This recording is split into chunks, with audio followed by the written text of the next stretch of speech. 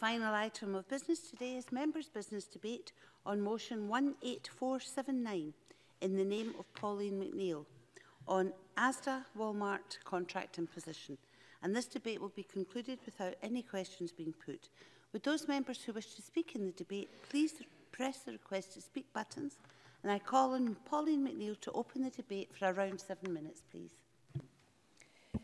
Thank you, Presiding Officer. I declare my interest as a GMB Union member, but I would like to begin by welcoming to the gallery Robert Deavy, organiser for GMB, and all the Asda workers who have come here to represent the workers. Asda Walmart is one of the UK's largest supermarket chains. We all know it. Asda Price, George, the low-cost fashion. I'm sure we've all shopped in it at one time or another. Asda's corporate page describes itself as a company of pioneering people from the checkout to the boardroom. Our colleagues are the heroes. They certainly are. It states on their own website that every one of us shapes the character of this company. And let me say from the outset that it is indeed the character of these men and these women who have stood firm against the blackmail by Asda to force, against their will, poorer terms and conditions. On the Labour benches, we admire that and we stand in solidarity with those workers. I would like to put on record my thanks to the SNP, the Green Party MSPs who signed my motion, and Chris Stevens, SNP MP for Glasgow South West, who has laid a similar motion in the House of Commons.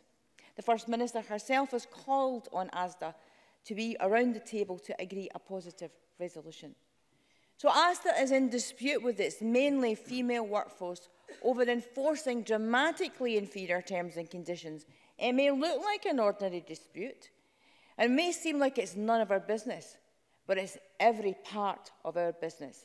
It is our business because this dispute is significant to any politician who cares about fairness at work, about protecting quality jobs. And at the heart of this dreadful dispute is a female workforce who feel discriminated against, as the mainly male distribution workers have not been affected by this dispute. Women workers have been the backbone of the company.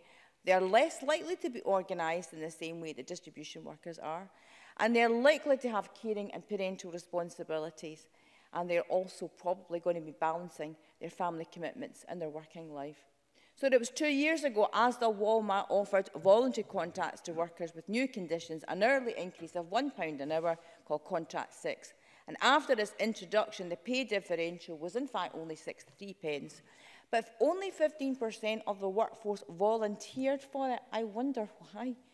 So on the 15th of April, Asda removed the choice from its workers and threatened workers with dismissal if they did not sign up to these contract terms. But yet, as I speak, there are thousands who have still not been signed up, and they face the sack. They have a gun to their heads, and some obviously have signed the contract because they're thinking about their families. So Asda intend to remove provisions for paid breaks, reduce the night shift premiums, reduce holiday entitlement, but crucially create a new flexibility clause with the right to alter their days, their hours and their shifts. Above all else, I would say to Asda that what I think they have failed to understand about this is that it removes the certainty that workers need who are carers and parents in their working life. It is a significant burden on people who are facing reorganisation of their lives to accommodate altered hours of work. Night shifts for most people will affect their health. They are unsociable. They should attract a premium rate.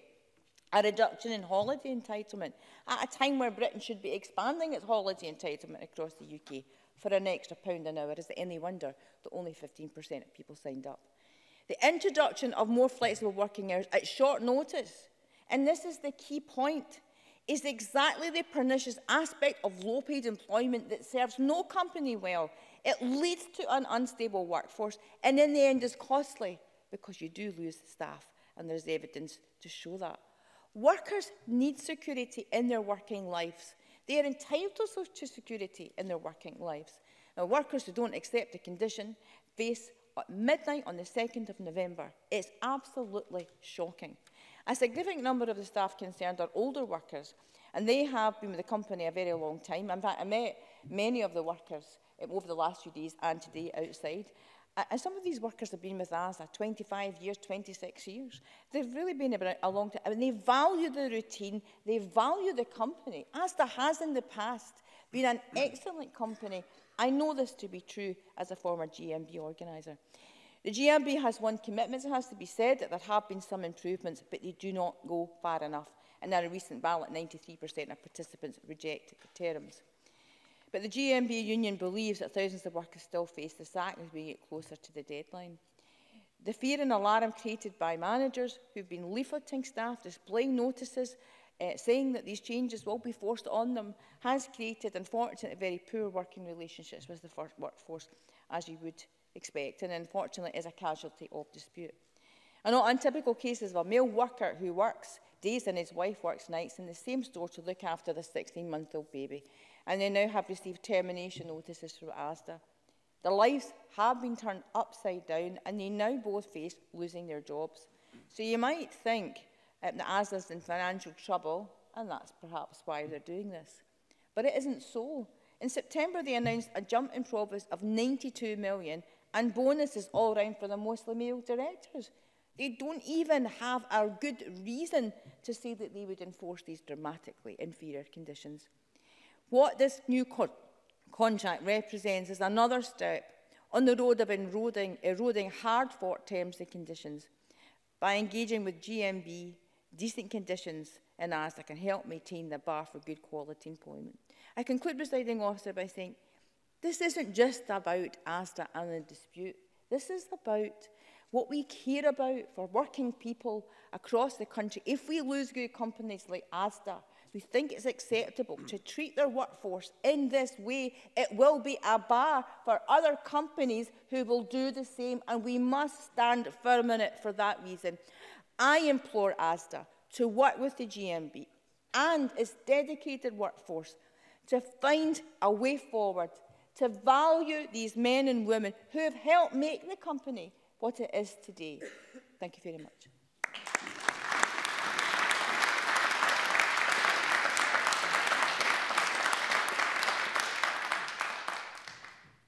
Can I request those in the public gallery, please, to refrain from showing appreciation or otherwise, no matter how strongly you feel about it? Thank you. And we move on to the open debate. Speeches of up to 6 minutes, up to 4 minutes, please. And first of all, can I have Richard Leonard, followed by Fulton McGregor? Thank you, Deputy Presiding Officer. And can I refer members to my register of interests and my membership of the GMB Trade Union? And can I thank Pauline McNeill for securing this important debate? The message that we are sending out from this Parliament tonight is that in this battle between low-paid, long-serving, and let me spell it out, predominantly women workers, and a company owned by the richest billionaires on the planet, in this battle, we are taking sides, and we are on the side of the workers. So we are not debating tonight whether we support them or not. We are getting right behind the union and these working women and men in their hour of need, in their struggle for justice.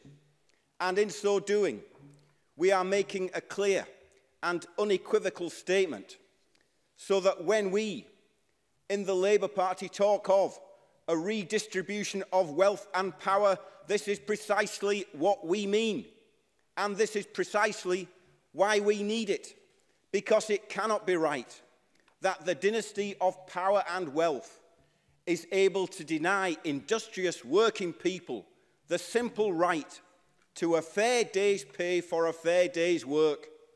And it is not just about the price of labour. This is about the dignity of labour. So when we talk of the need for an economy that works for the many, not the few, this is what we mean, and this is why we need it. When we explain the urgent need to halt rising economic inequality between the idle rich and the working poor, this dispute at Asda Walmart is a perfect example of what we mean and why we need to act. And when we, in the Labour Party, call on all workers to join trade unions, This is precisely why, because we are stronger when we stick together. And I tell you that you can have all the employment rights and all the laws in the world, but unless there is a trade union there to enforce them, they are just words on a page.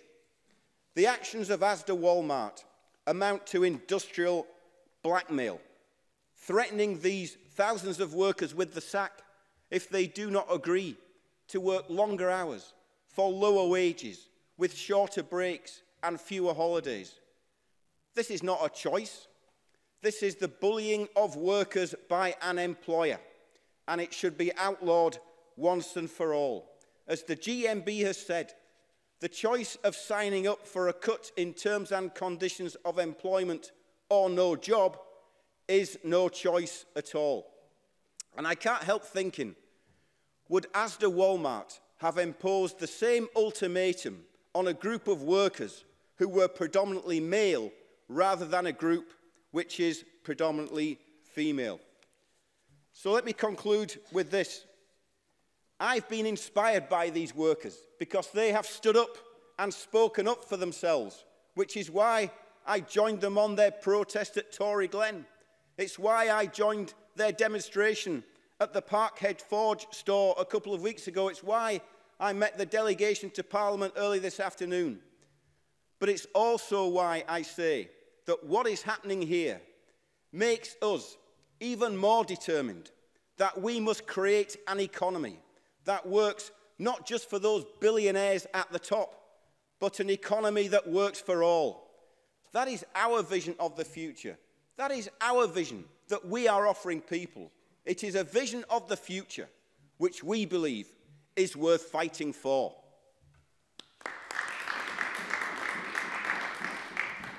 Calls Fulton McGregor, to be followed by Anna Sarwar. Thank you, Presiding Officer. I would want to thank Pauline McNeill for bringing this very important issue to the Chamber. And I want to speak, Presiding Officer, specifically about a local angle in this debate, the impact on my constituents, employees of Asda, some of whom arranged to meet me in the middle of August this year. Because we've got an Asda in Coatbridge, and it's a wee bit of background. It's been there for decades now, in some ways, keeping the old traditional high street afloat single-handedly, as other businesses have tended to go to the nearby Faraday Park for anyone that knows the area. And it's a place with some good memories for me. It was my first job. I was still at school at the time and was working on the checkouts, and I've got really fond memories of that. And that was around 1998, I have to unfortunately say. And I don't tell the Chamber that story to give away my age, but rather to make a very different point that Pauline McNeill and Richard Leonard have already highlighted, because some of the workers who met with me a couple of months ago have actually been there since that time when I worked there. So I think that's a point well made. We can debate, Presiding Officer, if this is a good deal or a bad deal all day long, and I'm sure there's points for both arguments. But what seems to be a consistent theme is that many of the people who are highlighting this issue to their representatives, like those who came to me, seem to share some of the same history. And I know others have said this, but it's worth going over. Most are long-term, loyal workers that have not moved elsewhere. Like some of the women, because it was women who came to see me and remembered working with me in 1998. The vast majority are female, often with caring responsibilities of their own, or their own children, grandchildren, or even elderly relatives. And Asda has always been seen as a good place for working class women to be employed and be able to balance some of these things around. And also what I picked up in my meeting with the workers was a real shared feeling and sense of not so much about the deal not being a great deal, but it not being treated with respect and as part of the Asda family that they actually referred to. And that was quite sad for me to hear, and it certainly wasn't the place I recognised back all those years ago. So I think these concerns are about equality, and it is our job here to address them head on. It's about fairness, and that's why I've decided to speak today. Now, I did, following that meeting that I've referred to, I wrote to the manager of Coatbridge Asda, who I've got a very good relationship with, and I need to say at this point, Asda do a lot of great community work locally through their Green Token scheme and other stuff, and I'm very grateful for the support they've given to a lot of the charitable organisations in Coatbridge and Chryson. And he did write back very quickly to me, just highlighting some of the points, addressing some of the points that I had raised. They talked about the increase through a consultation with GMB and others, an increase in the hourly rate to £9 an hour, and minimising impact of unpaid breaks, no one expected to work all bank holidays, and the holiday 2nd of January remaining a bank holiday, and I think probably importantly trebling the length of the transitional payment from 6 to 18 months. So they also go on to say that they didn't agree with GMB about forcing this contract on people, but I would come back to them and say today in the chamber, they might not agree with that, but that is clearly what people are feeling. It's the people who came to meet me are feeling that. It's the people who Pauline McNeill has met and others have met are feeling that. So surely, as an organisation of that size with responsibility to workers, even when they're saying that, you know, well, we don't feel that we've done this, they need to address that concern, if that's what folk are saying. And thanks, Presiding Officer. I would say then, just to conclude, that like others have said, and the First Minister has called for as well, I would ask Asda to get back round the table with GMB. It's quite a simple request in that manner, and not put the good reputation of all the good work they're doing in the community on the line for this, and get back and speak to their workers. Thank you very much. Can I have Anna Sarwar, please, followed by Jamie Halcrow-Johnson. Thank you, Deputy Presiding Officer, and can I start by referring members to my declaration of interest as a GMB member, MSP group of the GMB member of the MSP group. Sorry, my apologies. I also want to thank Pauline McNeill for bringing forward this debate and echo all the words of Richard Leonard. Can I just say right at the outset a thank you to the GMB, because in the last 4 weeks we have had the Diageo dispute, in which the GMB, through forceful action representing their members and through a public campaign, got Diageo back round the table to get a fairer deal for their workers. And just like with this dispute, is again speaking truth to power, bringing people together right across the wider labour movement to get fairness and justice for Asda workers. Because that's what this debate is really all about, is speaking out in favour of Asda employees who are facing the most appalling attitude and behaviour from their employer.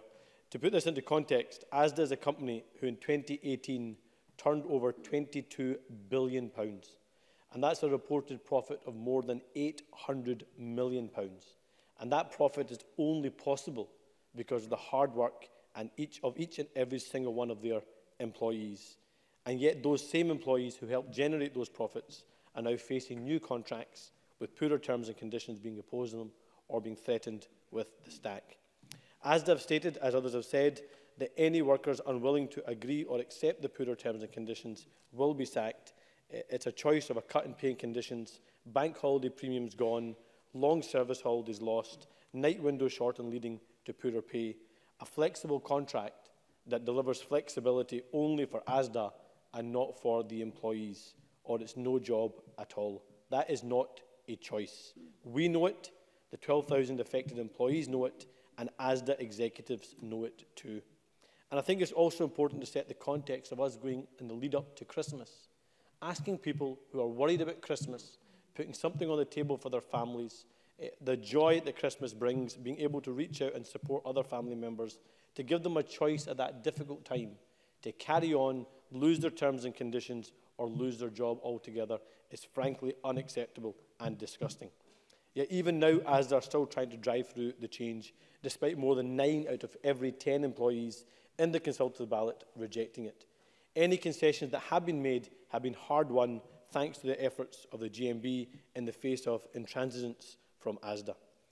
Indeed, Deputy Presiding Officer, when I wrote to Asda expressing my own concern at the imposed changes, the response utterly failed to recognise the very serious concerns raised by both the GMB union and individual employees who have related them directly to me. So I have to say to Asda, the picture they are now presenting to employees, to the GMB and to members of this Parliament and the public is very different from the image they seek to represent to communities in which they are based. At every turn, Asda seek to show a company that is committed to communities they are based in.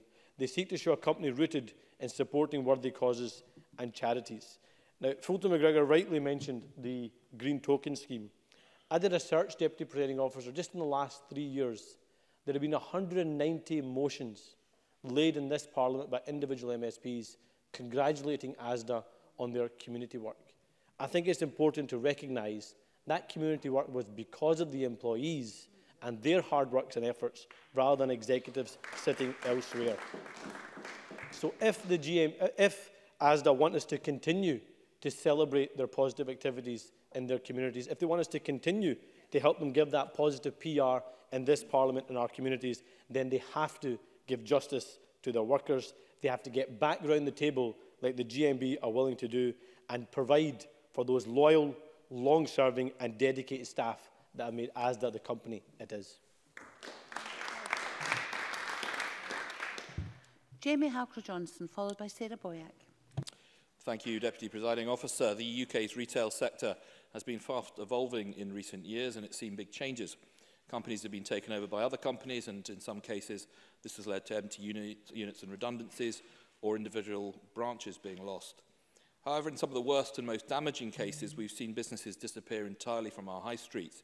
Great established names like Woolworths and Thomas Cook recently, and others lost because those businesses failed to adapt to changing times. There is, of course, more positive news, with new competitors entering the marketplace, but Scotland's retail sector remains in a precarious position. And this is largely because consumers are changing how they consume. Within a number of retail stores, particularly in the grocery sector, there's been a significant rise in the number of transactions carried out through automatic checkouts. There's been a growth in online shopping. Some companies have focused on smaller community stores where shoppers shop for the immediate and not for the longer term. All these are because consumers are changing how they shop, and retailers have to respond.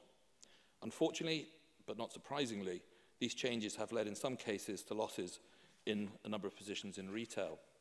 And communities like those in my region of the Highlands and Islands, these supermarkets can be amongst the largest private sector employers. They also contribute to the wider economy, as well as involving themselves with local society and organisations through their charitable work, as we've heard today. But let's look at the current crisis, which brings us here, to the current issue which brings us here today. And I'm grateful to both Asda and to the GMB for the information they've provided. This issue revolves around an ongoing dispute between the GMB union in particular and Asda, which has resulted from the company bringing to an end its legacy contracts and bringing 6 different contracts into one. Asda themselves have argued that similar changes have occurred across the supermarket chains in the UK in recent times, that they're the last major supermarket to have held out on legacy contracts, and that the vast majority of their staff has signed up to the new contract. Now, I understand that the consultation process has taken place, and that consultation process involved the GMB union, as well as Asda's national colleague voice representatives. Also, that these discussions brought about a number of changes to the contract in important areas.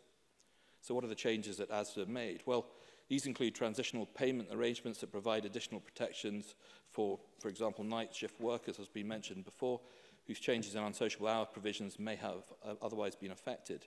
It also included provisions in the flexibility clause and issues around breaks and bank holiday working.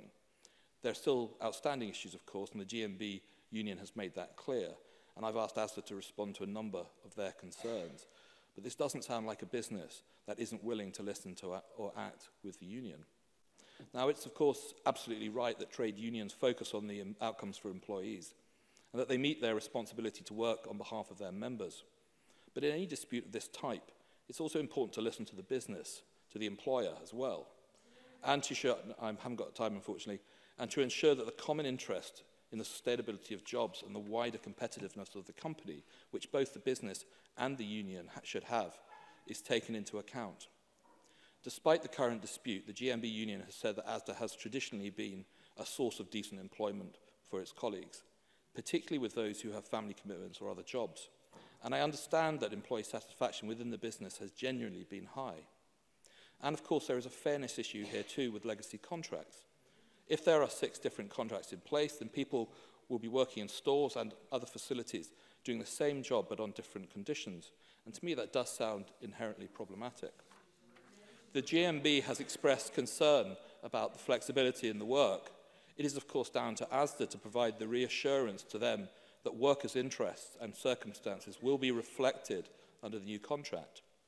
The business has stated that it will always take these circumstances into account before changing working patterns or departments, and given what is termed as a clear commitment not to use flexibility provisions in the new contract to reduce working hours. If maintained, this addresses some of the concerns raised by the GMB about flexibility being used to reduce hours, offsetting the pay rise that is part of the new contract and will benefit colleagues. But of course, the company's management must build trust with their colleagues on these points. Presiding Officer, this is ultimately a dispute between employers and a trade union. Asda is seeking to adapt to changing conditions, and the GMB is looking to ensure the best conditions for its members. It's right that they continue to engage and to consider priorities. In any negotiated process, neither side will get entirely what they want. But I've seen some of the additional assurances given, and I believe they are positive steps. And I would hope that this could provide some way forward for both and some real progress being made. Can I have Sarah Boyack, followed by Ross Greer? I want to thank Pauline McNeill for raising this issue and securing a debate. And just listening to the last 4 or 5 minutes have made me quite angry, because this is about decent conditions. This is not about the best working conditions in the universe. It's about decent conditions so that people can sustain part-time working employment, so that they can continue to look after their kids, so that they continue to have caring responsibilities, and so that they can work hard for a company that some of them have been loyal to for decades. And those workers are being given no choice at all. Sign up to something which puts your life at risk, it puts your capacity to work for this company at risk, or leave. That's not much of a choice, is it? Retail jobs are crucial for many women. They are reliable jobs in our community. They can provide flexibility in terms of shifts that enables people to work part-time while having other responsibilities. But there's all the difference in the world between flexibility in your working terms and uncertainty in shifts, and being told what to do, not being able to negotiate. We've got to take a wider picture on this as well. I attended a fantastic briefing last year by the Joseph Rowntree Foundation, where they published their report about how we reduce poverty in our country. And one of their key conclusions was that for women in particular, decent, reliable salaries with terms and conditions that they could predict was absolutely crucial so that they could be part-time workers and be loyal to their company. And the gig economy, uncertain working conditions and low wages are leading to more and more poverty, with people being pushed into poverty who have worked hard throughout their lives and who want to earn money to support their families and pay their bills. And a large supermarket company like Asda, as others have said, is a key part of our retail sector and should be expected to lead the way in terms of fair employment and decent pay for their staff. And it has to be something. The briefing we've had says that they're moving to the living wage next year.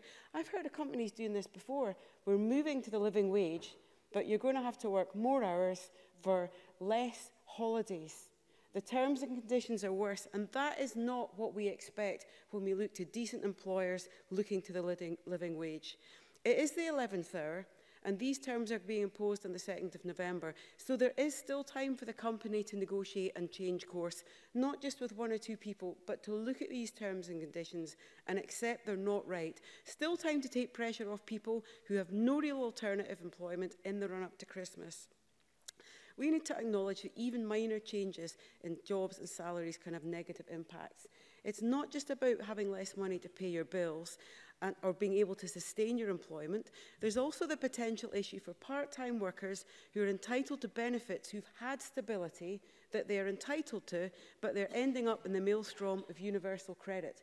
And people can lose benefits that they have been entitled to before. So this is more than just an internal issue for this company. I do want to thank the GMB and their members who've lobbied us over the last few weeks. And it was great to meet people outside the Parliament this afternoon in the bitter cold to hear what these changes will mean to them. Losing 15 minutes of a stop when you're working for hours on your feet. Finding out that your night shift entitlement no longer starts at 10 p.m. at night and finishes at 6 a.m. in the morning, but starts at midnight and finishes at 5 a.m. in the morning. This is the 21st century. These are not acceptable conditions. None of us in here would accept that. Nobody should have to accept that. This is Walmart. This is one of our biggest retail conglomerates. So it is deeply disappointing to see them pushing down terms and conditions.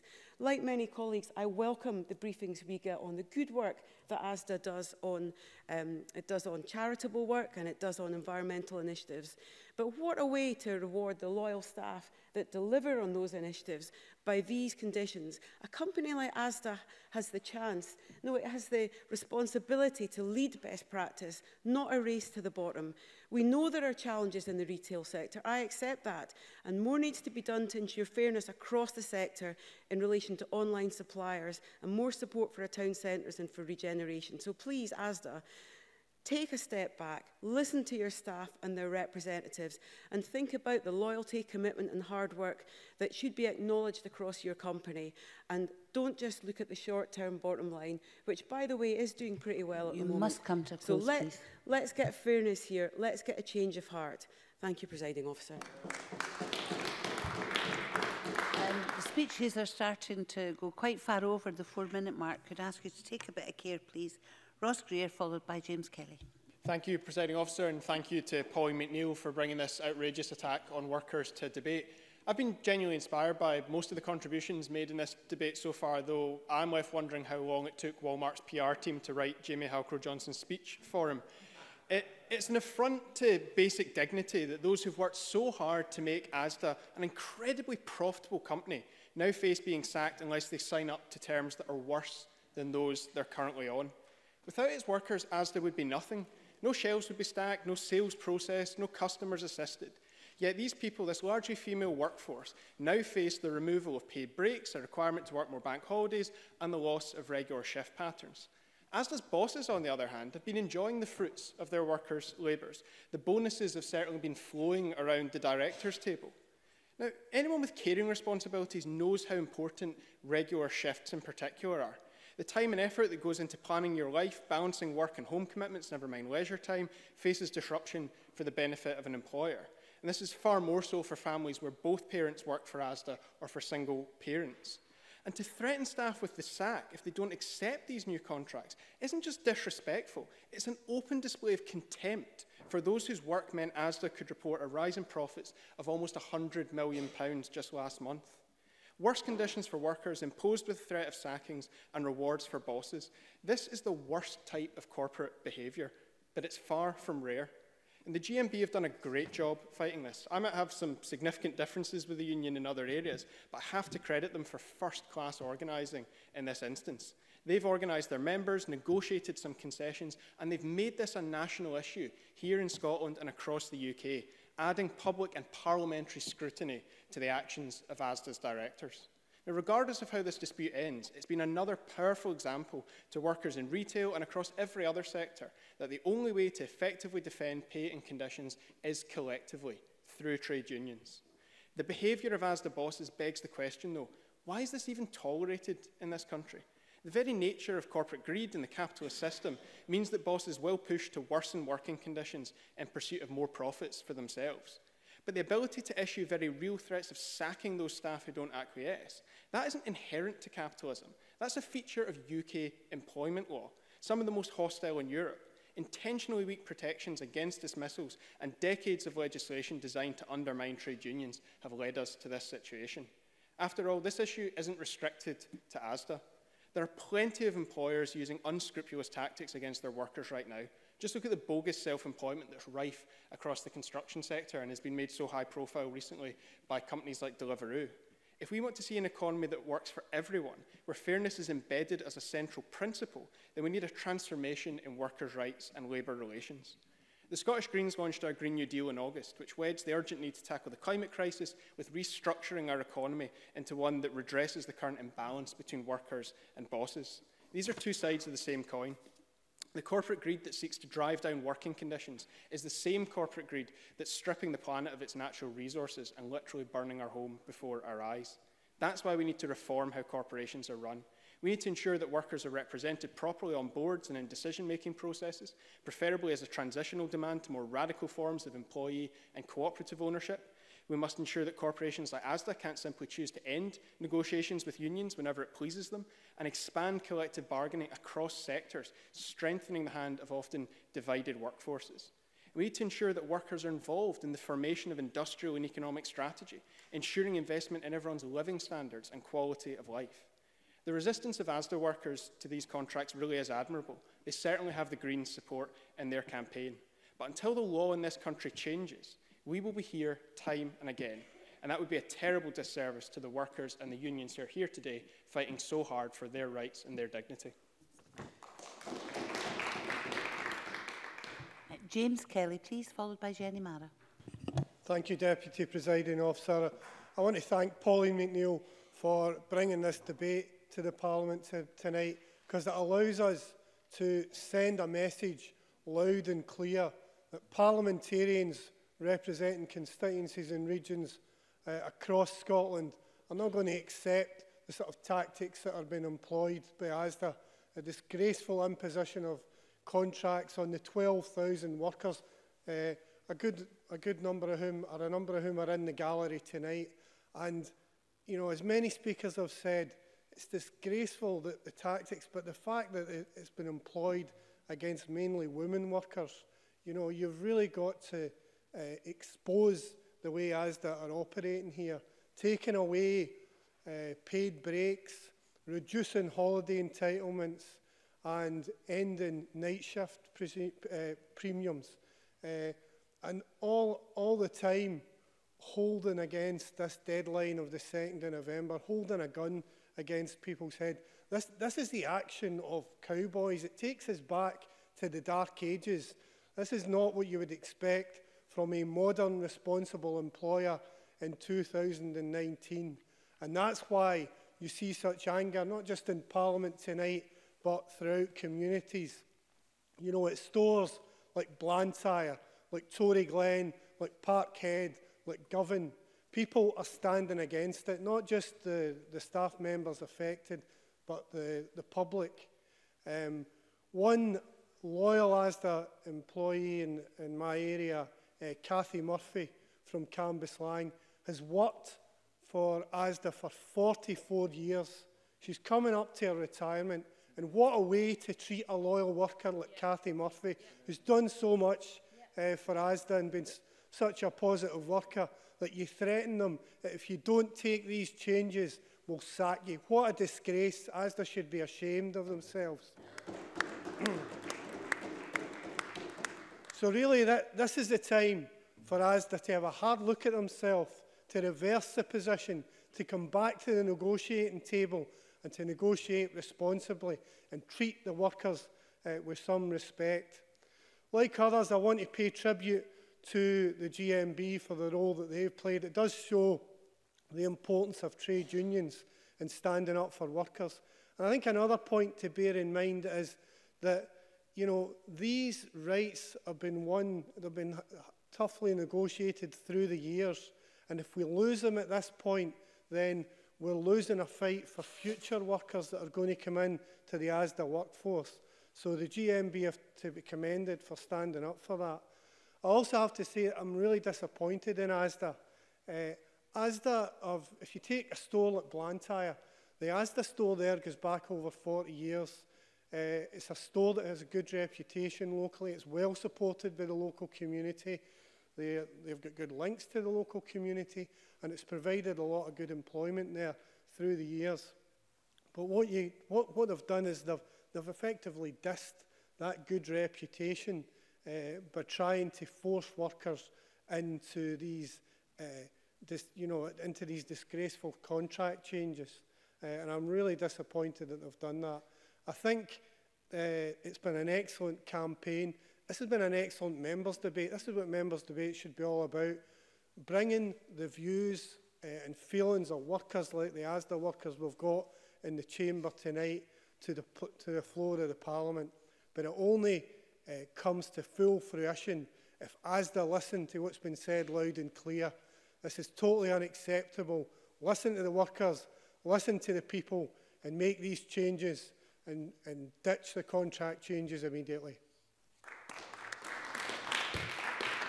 The last contributor in the open debate is Jenny Mara. Thank you, Presiding Officer. I am also a member of the GMB and I've been very, very proud over the years to stand beside especially GMB members in Dundee on many campaigns as they try to save their jobs and protect their terms and conditions. I went yesterday to there are 3 Asda stores in Dundee. One new one, quite new one, opened 6 years ago at Meyerkirk, and I went there yesterday to meet with Asda officials to challenge them on what I view as the despicable and Dickensian way that they are treating their loyal workforce. And I was told that 400 workers across Dundee, Asda workers, had been asked to sign up to the new contract, and 360 of them had already done so, leaving 40 still to sign. And I got the impression that Asda management was quite pleased with that result, that they thought perhaps, you know, that for those 360 people who had signed up to the new contract, that they thought perhaps it was a good deal or an attractive contract. What they failed to remember was that when that store opened 6 years ago, the local press reported that there were 8,000 applications for nearly 300 jobs at that store. Many of those jobs part-time. 8,000 applications, Presiding Officer. That number shows you how much people need their jobs and value their jobs. So this idea that Asda has convinced itself that 360 people in Dundee wanted to sign up to the new contract is absolutely fanciful. People need their jobs, and that is why they have been forced into this situation. One of Asda's defences yesterday was about competitiveness. They told me that the new contracts brings them into line with other supermarket practices. I asked them why it wasn't other areas of their business, such as their logistic chains or other areas that they could target for cost savings and not take it out on their loyal workforce. And the GMB told me today that Asda wasn't interested in the industry standards across supermarkets when it came to negotiating their pensions last year. When GMB members were making the case for better pensions at Asda, the Asda officials were not admitting that actually pension deals in other supermarkets were much better. Industry standards seem to be purported when it suits Asda and not when it doesn't. Presiding Officer, a point that hasn't been raised in this debate today, but I found personally sickening, was the stories I heard about Asda withholding sick pay for workers who were on notice to sign up to the new contract. I raised this with Asda officials yesterday. They told me categorically that it wasn't happening, but I believe from the union, and I believe them, that some workers had their sick pay withheld and GMB members were able to appeal this and get it back. But for those people not union members who didn't know about that appeal, it is quite possible that they are still having sick pay withheld. And I think that is one of the despicable aspects of this whole situation. Presiding Officer, I don't want to get too political about this, but I do believe that Asda workers are bearing the brunt of a race to the bottom, and also the political culture that we have got across the UK at the moment, because Asda knows full well that that Tory government in Westminster does not bat an eyelid when Asda tries to take this kind of new contract out on their workers. The changes are Dickensian, asking workers to sign away their terms or conditions and be sacked. I have written today to officials from Asda to ask them to drop the threat of sacking on Saturday night from 40 workers across Dundee who have not signed the new contract. I really hope they do so.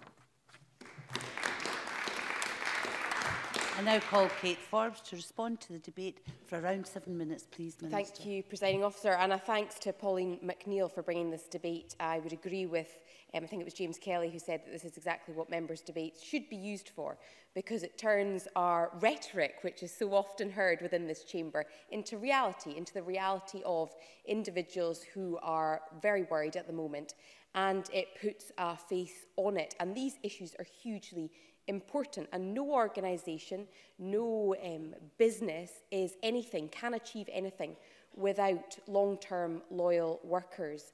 And an organisation is only as good and as strong as its employees. And figures have already been mentioned tonight in terms of profits that have been made over the course of the last few years. Well, those profits have been earned by the individuals who work in Asda day in, day out, and they deserve our support and our thanks, and they certainly deserve respect. And I welcome those who are in the gallery today in that light. And Presiding Officer, this debate is important because it also allows members to, with passion, defend their constituents as well. And I note the number of people that have supported the motion in the first place.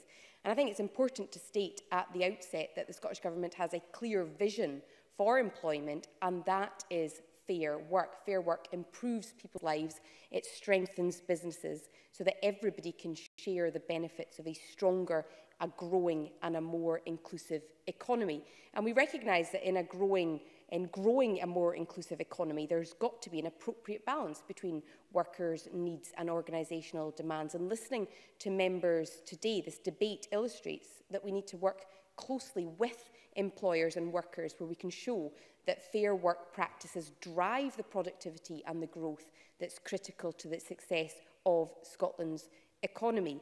And I want to note the work that's been done by the GMB over the course of the last few weeks in particular in seeking concessions and changes to the contract. It also recognises and shows the point that Ross Greer made about the importance of the unions as well, and the importance of unions being protected within law. Trade unions are key social partners in delivering our economic and social aspirations, and we vehemently oppose the UK Government Trade Union Bill and will continue to call for the repealing of the Act, which presents a direct threat to the fundamental rights of workers and to Scotland's collaborative approach to industrial relations. But in terms of the work that was done by the GMB, I'm just going to list some of the changes that have been made. Of course, alongside a pay increase, and I note today that GMB were asking for a commitment to a further pay increase, and Asda gave them this commitment, but have only today announced the rate, which the basic hourly rate will further increase to £9.18 in April 2020. But fair work is not just about pay, and I think you see that quite clearly in these negotiations. Alongside the pay increase, the GMB talk about the concessions they've enabled to get on non-festive bank holidays. For example, the maximum number of non-festive bank holidays that colleagues will have to work next year has moved from 5 to 3. The 2nd of January, Scottish bank holiday will continue to be classed as a bank holiday in Scotland. The minimum notification on flexibility, which was originally proposed as 3 weeks, is now 4 weeks. And transitional payments. Those who lose out will have 18 months of transitional payments, which is an increase. But, Presiding Officer, there are still quite clearly concerns with elements of this. And I think, in particular, I wanted to note what others have talked about, which is the introduction of the 4-week flexibility clause, which is an area of concern. As I said, fair work is not just about pay. It is far more than pay. And this is not just about allowing time for workers to make alternative arrangements. Should they have caring responsibilities, alternatives may not be available or may come at a cost, which means that somebody then has to question and reconsider their role. And we would not, as a government, support any measures that have the potential to indirectly discriminate against a particular staff group. Now, Asda say that they will always consider personal circumstances before asking any employee to change their department or working pattern. We expect them to uphold that commitment and also note concerns about those changes to flexibility. As I've also committed not to reduce employees' working hours through the flexibility clause, again, we would expect them to hold true to this. But in some sense, expectations are not enough. There needs to be that security in a contract as well. Presiding Officer, others have mentioned it, and it would be remiss of me not to mention this because this area does fall into the portfolio of the Minister for both Fair Work and Business, that it is a tough time at the moment for employers in such a competitive climate. And in business terms, there are growing competitive pressures within the retail sector. The retail sector currently employs 225,000 people in Scotland, accounting for 9% of all jobs. But in light of that, it's all the more important that you ensure that employees are treated with dignity and respect and have the security that they need. Fulton McGregor and Anna Sarwar have also both said that Asda do a lot of good work supporting worthy causes and charities, that 190 motions of congratulations. But again, all of that good work is only as good as the security and, for want of a better word, and I don't mean to be trite in saying this, but the sense of security and happiness amongst employees as they go to work. Because at the end of the day, Asda and any other organisation is only ever going to be as strong as their employees are. I wholeheartedly agree with the First Minister's approach outlined at the STUC conference, that we need to have a race to the top based around innovation, productivity, skills and quality of work. And that's why we work with unions on skills issues and why we're establishing the new Manufacturing Institute and the National Investment Bank. But we have got to use all the levers we have at our disposal to embed fair work in all Scottish workplaces. Yep. Pauline McNeill. I know there's not a lot of time left, but I wanted to reduce it to this point. But as a government minister, would you be prepared to say that whilst changes to all companies are necessary, we understand, and the workforces understand it, is it really the kind of Scotland that we want to live in? That the way to negotiate with the workforce is to hold a gun to their head and say, you must accept it. Surely, I hope you could put on the record that it's not the kind of Scotland that we want to live in when employers think that is the way to negotiate. I agree with the sentiment, and I hope I've made it crystal clear in my contributions tonight, that we have got to ensure, I think that's why this debate's important, because it provides that accountability and that transparency of the issues that we are discussing. And I firmly believe, as difficult as it is sometimes to define, the whole notion of inclusivity when it comes to our growth. There is no value at all in widening the gulf of inequality, which is already far, far too wide in this country. And there is a responsibility on government, yes, but also on major employers to make sure that they are supporting their workforce, not just when it comes to the top level of pay. The Minister's just closing. With the top level of pay, but also with the terms and conditions as well. And so I think, Presiding Officer, I've gone over by quite a considerable amount, so I will close with that point. Thank you. That concludes the debate, and this meeting is closed.